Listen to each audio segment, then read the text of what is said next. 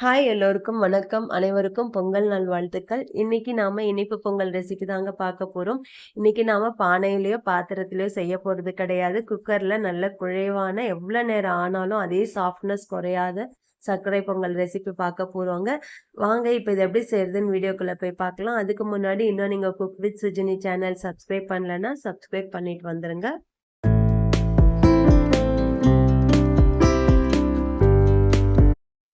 இன்னைக்கு நான் 1 கப் அளவுக்கு அரிசி எடுத்திருக்கேங்க. இது பொன்னி பச்சரிசி, இல்ல பொங்கல் பச்சரிசின்னு கூட நீங்க கடையில கேட்டு வாங்கிக்கலாம். 1 கப்புக்கு 2 டேபிள் ஸ்பூன் அளவுக்கு நான் பாசிப்பருப்பு சேர்த்துக்க போறேன். நீங்க அரிசியோட அளவு கூட சேர்க்கும்போது, பாசிப்பருப்போட அளவையும் கூட சேர்த்துக்கோங்க.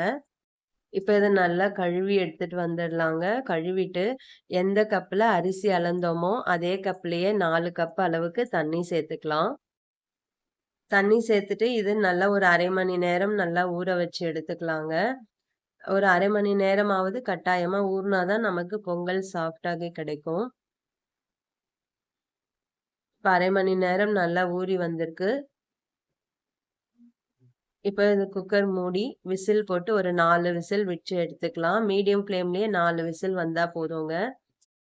இப்ப இதுக்கு தேவையான வெல்ல கரைசல் நம்ம ரெடி பண்ணிக்கலாங்க. அதுக்கு அரிசி அளந்த அதே கப்லயே 2 கப் அளவுக்கு துருவின வெல்லம் சேர்த்துக்கோங்க. அதே கப்லயே 1 கப் அளவுக்கு தண்ணி சேர்த்து இத நல்லா கொதிக்க விட்டுருங்க. நம்ம பாகு எதுவும் எடுக்க போறதில்லங்க. அந்த வெல்லம் ஜஸ்ட் கரைஞ்சு வந்தா போதுங்க. இப்ப நல்லா கரைஞ்சு வந்திருக்கு. இத கேஸ் ஆஃப் பண்ணி எடுத்து வச்சிரலாம். குக்கர் நல்லா 4 விசில் வந்து ஸ்டீம் அடங்கியிருக்குங்க. இப்ப திறந்து பார்த்துரலாம்.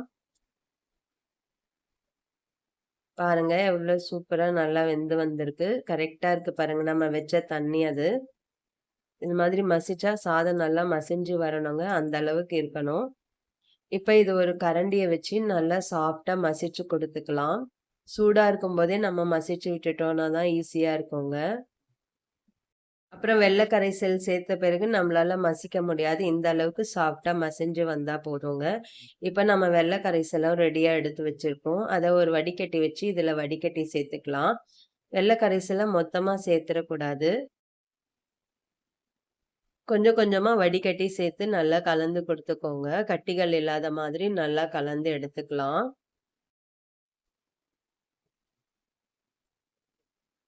இப்ப நல்லா கலந்து குடுத்தாச்சு. இப்ப மீதம் உள்ள வெள்ள கரைசல இதோடயே சேர்த்துக்கலாம். நான் எடுத்திருந்த வெல்லத்துல தூசி இருந்ததால நான் வடிகட்டிக்கிட்டேன். நீங்க எடுத்த வெல்லத்துல தூசி இல்ல அப்டின்னா, நீங்க வடிகட்டாம அப்படியே கூட சேர்த்துக்கலாம். இந்த ஸ்டேஜ்ல நான் இதுல ஏலக்காய் தூள் 1/4 ஸ்பூன் அளவுக்கு சேர்த்திருக்கேன். அது வீடியோல கட் ஆயிருச்சு. நீங்க சேர்த்துக்கோங்க கட்டாயமா. இப்ப நல்லா கலந்து குடுத்துக்கோங்க. இன்னும் நம்ம கேஸ் ஆன் பண்ணலங்க. நான் சொல்லியிருக்க இந்த முறைப்படி இதே அளவுகளோட நீங்க செய்யும்போது, உங்களுக்கு எவ்வளோ நேரம் ஆனாலுமே அது சாஃப்ட்னஸ் குறையாமயே கிடைக்குங்க. ஒரு சில நேரம் அரிசியோட தன்மை மாறுபடும்போது கொஞ்சம் கெட்டிப்பட வாய்ப்பு இருக்கு. இது மாதிரி கெளறி குடுக்கும்போது.